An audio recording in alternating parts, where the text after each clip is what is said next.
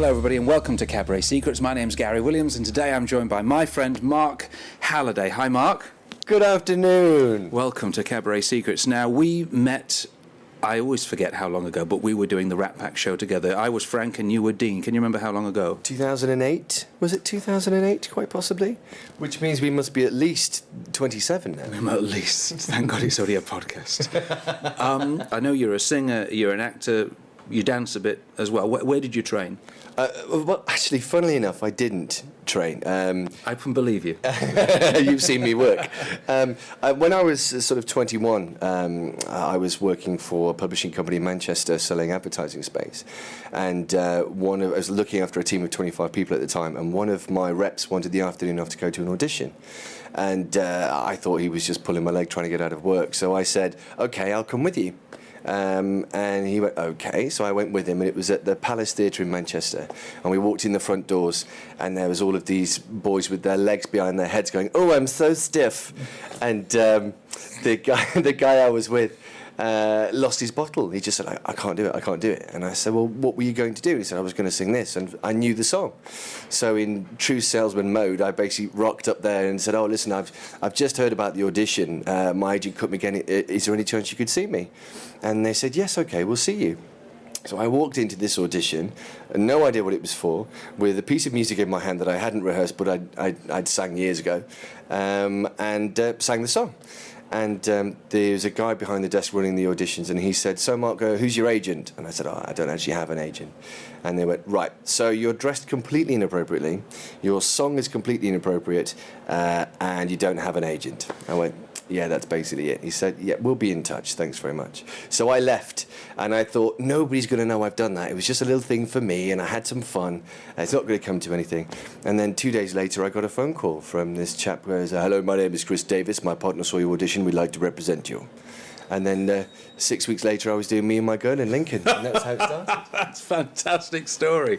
That sounds like you made the whole thing up, but it's true. That's a true story. Absolutely, it's a true story, yeah. And so you didn't, so you must have, you were singing in amateur dramatics or some youth theatre or something? Yeah, when I was a kid, I joined an amateur dramatic society in Alderley Edge, up north, called Scamps. And I went there because my friends promised me that there were some beautiful girls there, and they weren't wrong. And then I got the bug for it, and I loved it, and I loved singing, and I loved being part of the company, but never really thought I'd go on to do it professionally. So when I did get the opportunity to do it professionally, I grabbed it with both hands. I watched the lead performers, the lead actors in the show. I went to dance classes. I went to singing lessons. This is once you'd got Me and My Girl. This is once you got the job. Yeah. But did you have to? Were you faced with that terrible decision of thinking, I'm going to have to quit my day job and go in both feet into this new showbiz thing, or could you keep that door open? Because it seems an awful risk to take from zero to being in a show and quitting your job. Absolutely. Well, the wonderful thing was my boss at the time, a wonderful man called Gordon Warrender. When I went into him and said, "Oh, by the way, I'm leaving," he got very cross, and because he thought I'd been headhunted by another company.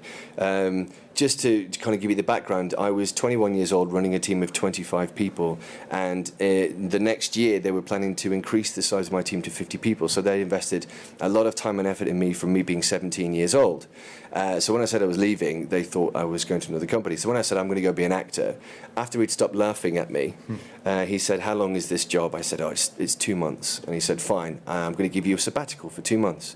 Go, get it out of your system, and then come back and we'll get on with some work. So I had the door open for me. I wonder if it's still open. Maybe if it all goes wrong now, you can go back. I don't think it's open anymore. But so I did the job, and about a month in, I was absolutely loving it. And then one night in the bar, there was a director and a choreographer, a couple called Chris Colby and David Court, who worked at Lincoln Theatre Royal for a while. And they collared me in the bar and they said, oh, we thought you were great in the show. Do you fancy coming to do our show when you finish this one? Great. Yes, please. It's like a dream, right? So I went on tour with Alvin Stardust in a show called Rock Hard for 6 months. Straight from that one. Well, it couldn't last forever, could it? That's great. And so, but during this time, you're spending your spare time getting better, going to class, and just improving your skill set. Absolutely. I just kept learning from day one. It wasn't a case, for me, it wasn't a case of, I'm in this show, easy ride, I'm going to have fun. I was constantly watching, learning, I'd grab the choreographer to go over new steps with me. I would grab the lead actors and get them to go through the script with me. So I was constantly learning, and it's never stopped. 15 years on, I'm still learning. I'm still going to classes. I'm still looking at great actors and seeing how I can improve my performance. And I know at some point you found yourself working in the production team on a cruise ship. That's right.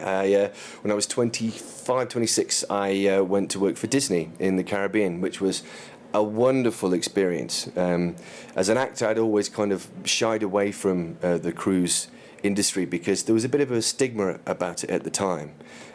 Which isn't there anymore, a lot of... It is, it's maybe a little bit. Do you think so? Still, I think it's definitely less and less now, but certainly when I first started doing it, that it was just considered a bit naff to go on a cruise because you couldn't get anything decent on land. But I think that really has changed now because, partly it's because that there are so many very talented people around. There are so few work opportunities on land that people in West End shows aren't leaving their jobs because they know that there's not really much else to do. Absolutely. So you've got really talented people that have been in West End shows before, and they're just auditioning, nothing's happening, and all the work is at sea now. So they're now going on cruise ships and thinking, well, this is all right. I could if they'd have offered me, Mamma Mia tour in Australia for 8 months, I would have jumped at the chance. So now I'm on a big cruise ship doing Chicago or Hairspray or whatever show for 8 months. I get a nice room. I'm travelling the world. I haven't got anything to pay for except the booze and having fun. It's not bad, right?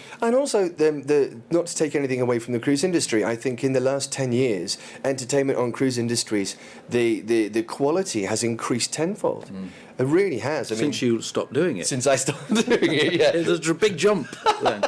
So what was that like being in a production, part of a production team on the ship? Wonderful, because you are literally living in each other's pockets for 2 months. Literally in pockets. Oh, that's right, okay.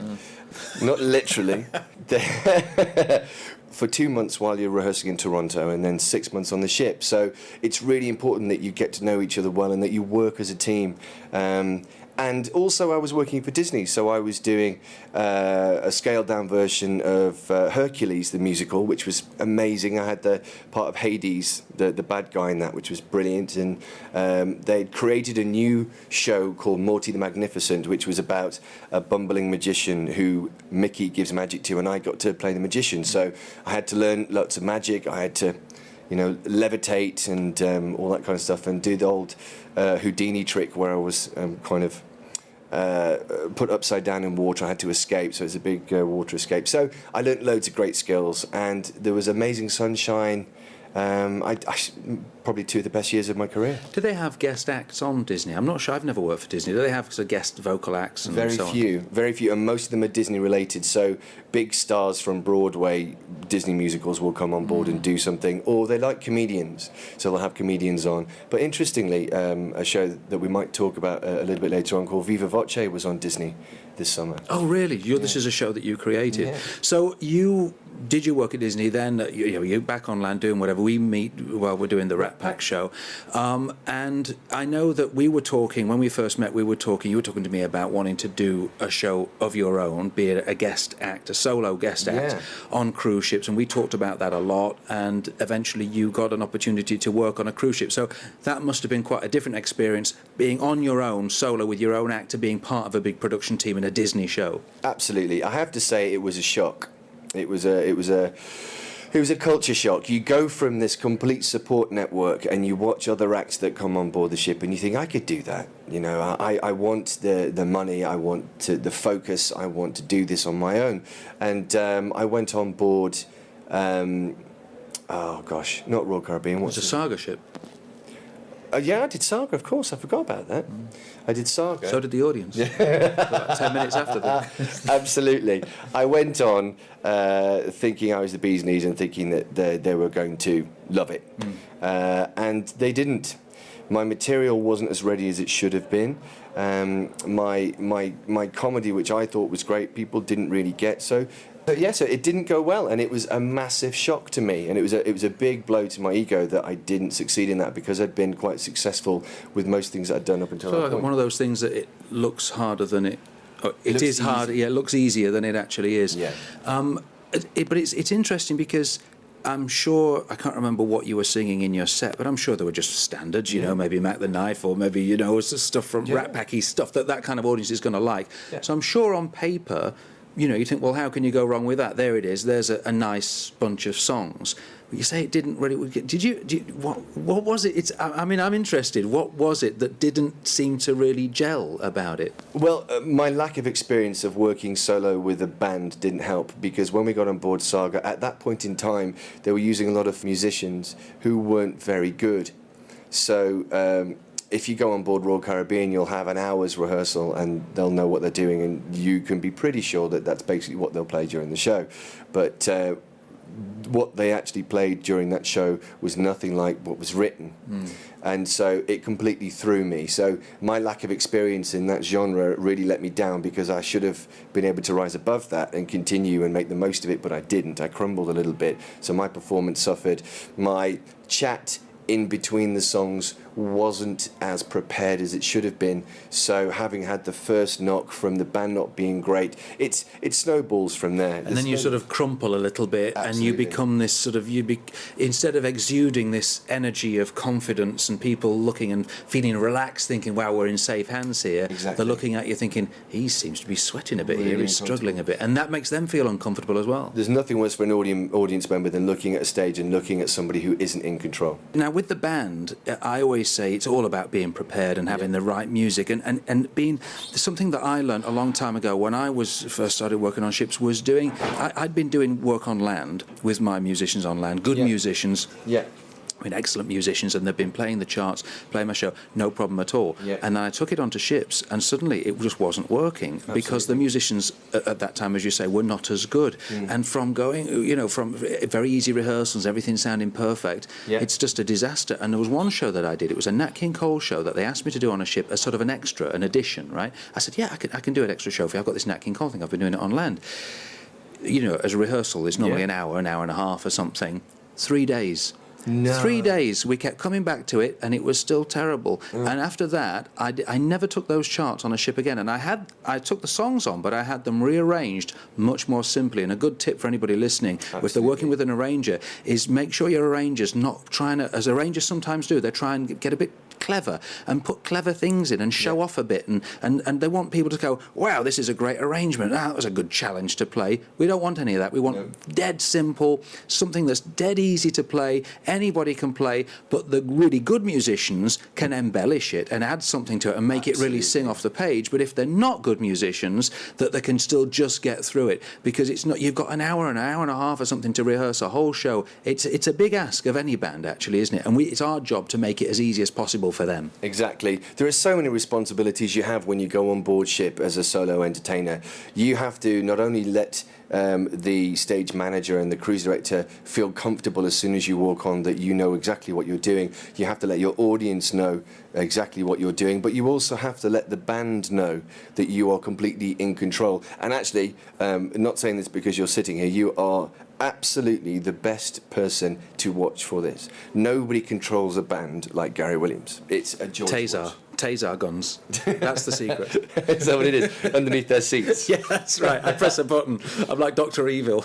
But the wonderful thing about watching a Gary show, which I've seen a million of, because obviously I'm a big fan of my old pal, is that every time in between songs he does wonderful chat, and then seamlessly you will set the tempo yourself going into the next song, rather than relying on an MD to set a tempo. And I think that if you can get as much knowledge about your music and about the tempos that you want, and if you can actually lead a band like that, that's going to make the band's life a lot easier.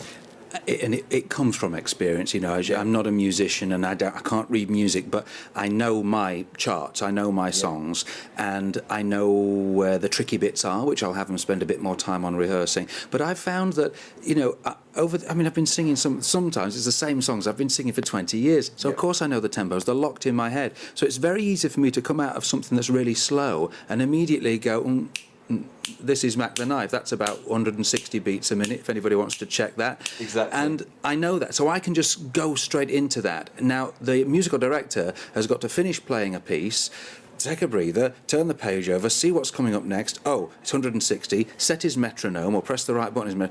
Get that in his head, then count the band off. Now, all that might take only 4 seconds, but that's 4 seconds of agony for me, while everyone's wondering what's happening next, and me going, oh, well, thank you very much. Well, everybody have a nice day today. Oh, here we go. What's coming up next, boss? And all agony, horrible. Yeah. So it's one of those tiny things, and I think becoming the difference between being a good act and being a great act is it's 100 tiny details, isn't it? Like that. And also dealing with lights when you come on a ship, you've got to think about lighting for your show as well, right? Which in a production show, that's all taken care of. Exactly. This was another shock to me. The first ship I went on, I just expected the lights to be great, because on every production I'd ever done, the lights were great because somebody else had taken care of it. This was, another nail in my coffin, really. That embarrassing moment I had, but I've absolutely learnt from it. I have a lighting designer now which actually organises my lighting plots for everything that goes on that we do. I go and watch things and I go, I like that, I like this, and how does that actually work? Talk to a lighting guy, how does that work? And well, you'd need certain things in the theatre to make that happen. So yeah, I think it's so difficult. If we all were born with 20 years of experience in the industry, we'd all be brilliant. Of course, and it sounds like you did exactly the right thing that all the textbooks say. If you do something and you have it a bit of a knock, that's not important. It's what you learn from it. It sounds like you learned so much from that experience, that agonising experience, to make sure that you minimise the chance of that happening again to yourself on stage or to any show that you're going to put together and present to a cruise line. Exactly. I think every actor has a moment in his career, whether you are a singer, whether you are a straight actor, everybody has a moment in their career where you go, wow, that was truly awful, and I never want that to happen again. And you will do everything in your power to make sure that doesn't. If you don't, then you deserve to fail. I hear a lot of guest entertainers on cruise ships who we fly out, we do a show, we fly back again. If they're honest and you get them, chatting in the bar after a show, a lot of them will tell you that they feel that the hardest part of the job is dealing with being on their own for a lot. What about you with that? Because you're used to being in a company, in a cast of people, being around people all the time. You're a very sociable person. Then suddenly you're on a ship in the middle of nowhere. You don't know anybody. The only time you're required to actually exist on that ship is once or twice a week when you're doing your show. How did you deal with that? It was hard. Again, it was a culture shock, because my history of cruising had been with an incredible support network of wonderful people who I was with 24 hours a day. And then I didn't realise when I went on board that I was going to be so alone. And that's another thing which makes your which can knock your confidence before you've even started the gig. Yes, yeah. If you go on board and you feel, oh God, I don't know anybody, everyone knows everybody but me. But again, you're the expert at this. You can walk into a ship and know how to get people to talk to you. When I first, it took me a long time. I always used to say years ago, oh, I don't like people. I don't want to meet these people for. I can't be bothered, and I could afford to do that because I didn't really need to meet people very often because I was around all my friends all the time, and it's very comfortable, and so I would go on cruise ships. And I would be very lonely. I'd spend most of the time on my own. Some days, the only conversation I'd have would be the guy that was serving me some gravy, in the restaurant or something. Yeah. And it got very lonely. And I realised, and I'd say the worst thing was having done my show, and you're in a big theatre on a ship. Everybody stands up. Wow, fantastic American audience. Everybody's going crazy for you. Literally 5 minutes, less than 5 minutes after that, adulation from 800 people, I'd be in my cabin on my own. I'd sit on the bed, put CNN on, and you go, what am I going to do now then? Yeah. That was it. Because I didn't know anybody to hang out with, It's it messes with your head, It's Definitely. A weird thing, it's a difficult thing. So, of course, I fell into drug abuse and, no, I'm just joking. Prostitution. Prostitution, yeah.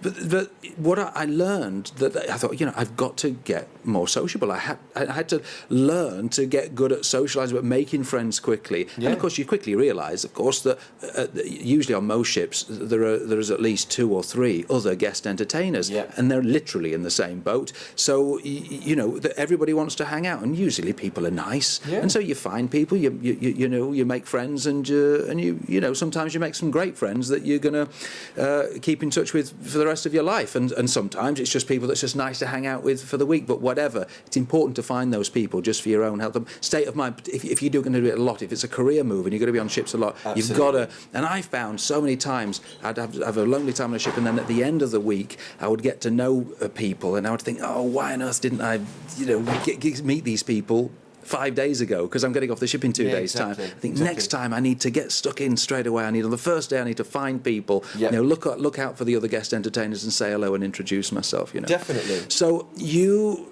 ended up going back into the West End as a performer yourself. We're sitting now in one of the green rooms of the Jersey Boys Theatre, and I've forgotten the name of the theatre. The Prince Edward Theatre. The Prince Edward Theatre. And you're in the show.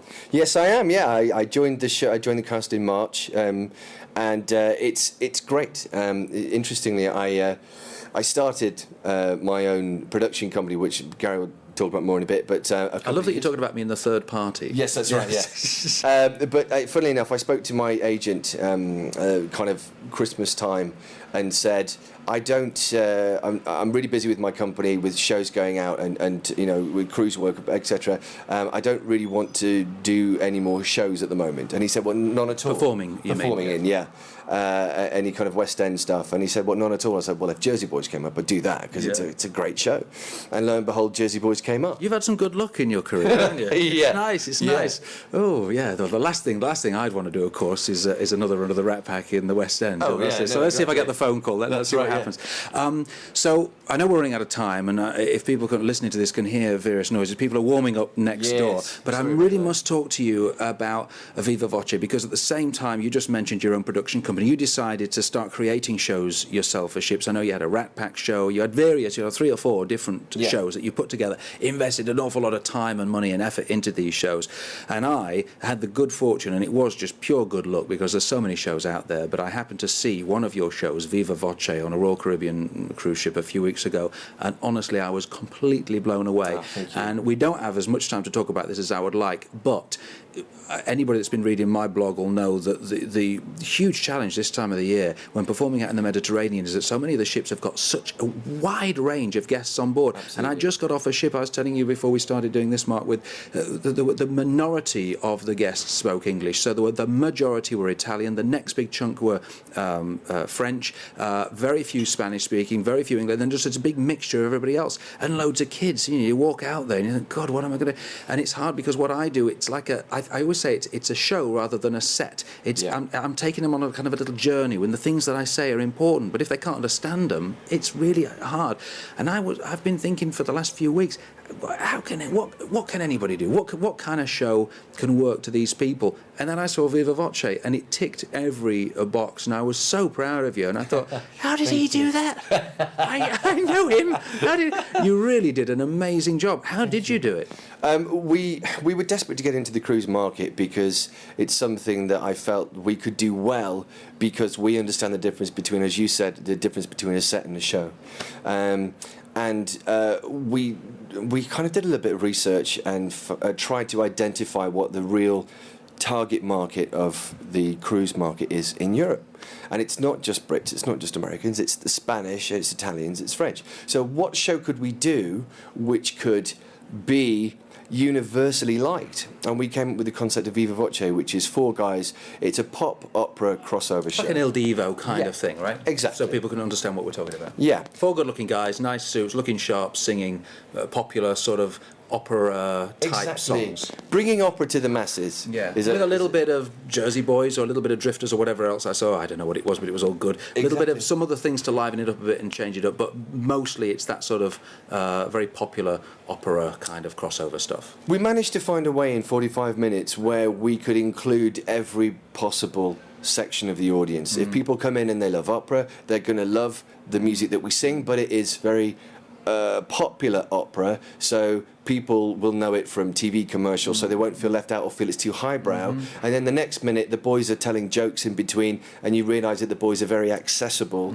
And a couple of them speak Spanish, one of them speaks Italian, so they throw a little bit of that in. But because we're singing opera, we get the opportunity to sing in Italian, in Spanish, in French, in English. So if there are any of those denominations in the audience, there is something literally for everyone. You know what I'm thinking? That your background, as you told me when we first started talking, your background is in sales. You're a salesman. Yeah. And you did the thing which all good salesmen do, and that is, first of all, find out what people want to buy. There's no point in saying, here's my wonderful thing, buy it, come and buy it. Anybody want to buy my thing? Look at my show, you know? Exactly. And people say, we don't really want what you're selling, we want this. Instead, you did it the other way around, the right way around, and you said, what is it that people want? What is in demand now? Yeah. Okay, now what's in demand? It's almost, if you'd have been face-to-face with the client, you would have said, okay, if I can give you what you're telling me you want, are you going to buy it? And they have to say yes, because if they say, we want this, we want that, we want blah, blah, blah, this big list, very demanding list. Yeah. And if you say, well, if that's what you want, and they say, yes, that's what we want, you say, well, if I give you exactly that, are you going to buy it? They have to say yes. Exactly. And that's what you did. You put together this, list of what was in demand, and you've delivered it in Viva Voce. And what I was so impressed is that there's a little bit of talking, but not too much, and there's some comedy, but not too much. And you did a very clever thing in that you structured it in a way that kind of, obviously, it's all about casting the right people, but you don't, the kind of, I was going to say anybody can do it, because obviously they've got to have a high degree of talent and proficiency, but a lot of people could do it. It wasn't such a niche thing. It wasn't as you're really asking anybody to, well, you've got to be like a comedian now and do sort of 7 minutes of stand-up here. I think, oh, God, well, okay, I'll do my best, It's you've structured it in a way that most people, talented people, of course, can do this thing, so that the consistency of your show, even if you've got 2 or 3 versions of Viva Voce out at the same time, is going to be very solid throughout the shows that you're doing. What we did was the 4 characters, the 4 different parts in the show, the 4 boys, the Il Divo boys, each of them has a different character. But it's very subtle. It's not, as you say, so 1 minute somebody does 7 minutes of stand-up. And we, my company, which is Veritas Entertainment, we very much believe in what we call the pool philosophy. So we have 3 guys that could do each part, which means we can put out 2 teams on the same night, or if somebody's not available, we don't have to turn a cruise down because we've got somebody else. So we look for guys who fit a certain criteria. So you're a high tenor voice, and it actually turns out that you're quite funny, you're quite lively. You're the lively one, great, so you're going to be good for that part. You're more broody, more good-looking, and luckily you sing baritone, because that's what we're looking for the baritone.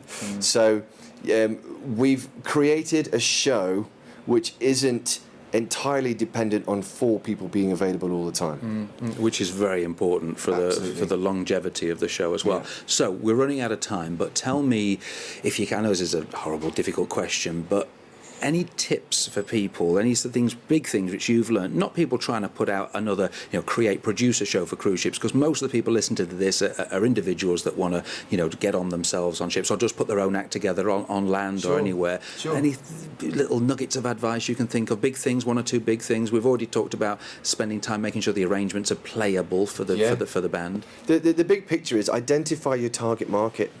Like you said before, like you touched on before, you could spend thousands of pounds and many hours creating a product which is really, really good, but if you don't have a market for it, there's no point. So identify your target market, and once you've identified that market, look at the competition and say, how can I do that better? And so that you can actually go to a potential client and say, yes, I understand you've used that in the past, so you know that style of entertainment works, but this is why mine is better. This is why it's worth this money. This is why you should take a shot on me. And if you have all of your boxes ticked, if you are thoroughly prepared, not just with your show, but with your promotional material, you can have the best show in the world, but if you don't have any decent promotional footage, you're not going to get any work for it. And you've got to be a real grafter, because it takes time, doesn't it? Yeah.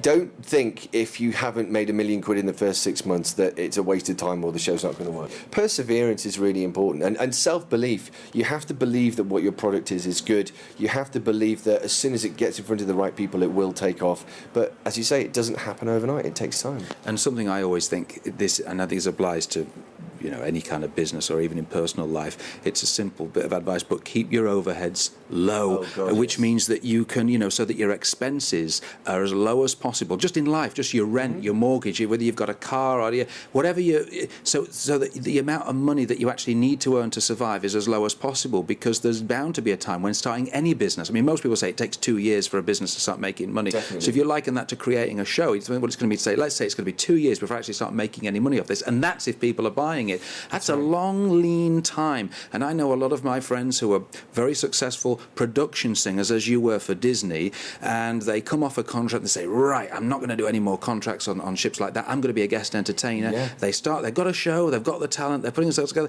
But before it actually, the gigs really start coming in and filling their diary, let's say 6 months have gone past, they've run out of money. Definitely. Things are starting to happen. People are interested, but they just simply can't afford to hang around anymore. So they have to take a contract that they don't really want to take because they've run out of money. Exactly. There is an element of that, I think, with a lot of production singers who come off ships. They see what they want to be doing, but then, as you say, when they start running out of money, a lot of them will go, oh, you know what, I'll just go back and do another contract, get a bit more money, and then come back and try again. But you have to have self-belief. You have to keep your overheads to a minimum and keep plugging away, because if you're not plugging away, you'll go on another contract and hate yourself for not taking the opportunities or not being there for the opportunities. Or, whilst you're running a very successful production company with shows going out all over the world, land yourself a job in the West End as well. So that's a nice way of doing it. Yes, that's helps. That's the tip, isn't it? Yeah, that's do both. My wedding, yes. Thank you very much, Jersey boys. Thank you for listening to this Cabaret Secrets podcast. If you've got any comments or questions, please visit cabaretsecrets.com, where you'll also find details of the Cabaret Secrets book, an indispensable guide on how to create your own show, travel the world, and get paid to do what you love.